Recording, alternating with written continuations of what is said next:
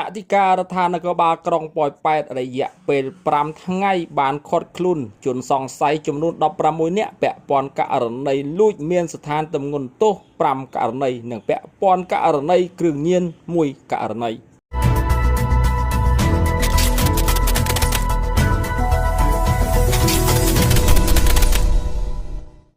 ប្រិយមិត្តជាទីមេត្រី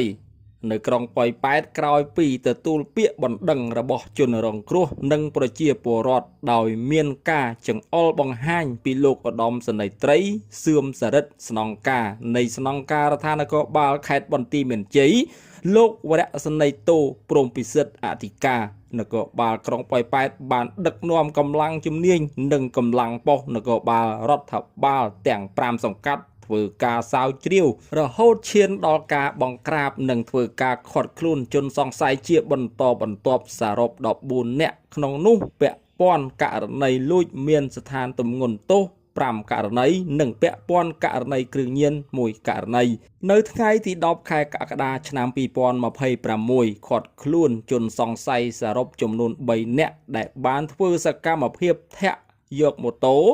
នៅចំណុចមណ្ឌល7ស្ថិតនៅភូមិប្រជាធម្មកើតសង្កាត់អូឫស្សីក្រុងប៉ោយប៉ែតនៅថ្ងៃទី13ខែកក្កដាឆ្នាំ2026ឃាត់ខ្លួនជនសង្ស័យសរុបចំនួន6នាក់ជាបន្តបន្ទាប់ដែលបានធ្វើសកម្មភាពកាប់យកម៉ូតូចំនួន3ករ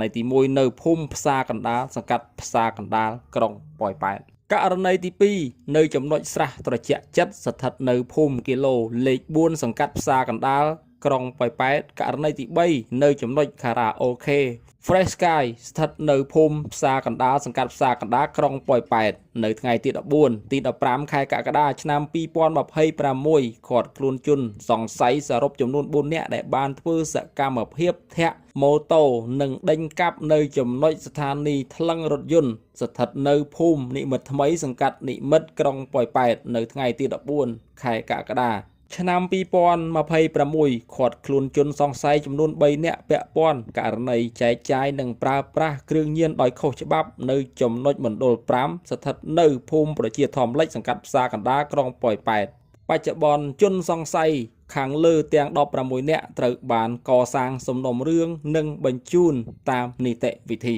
ខ្ញុំផលវ៉ាអង្គភាពសារព័ត៌មានរិទ្ធញូ TV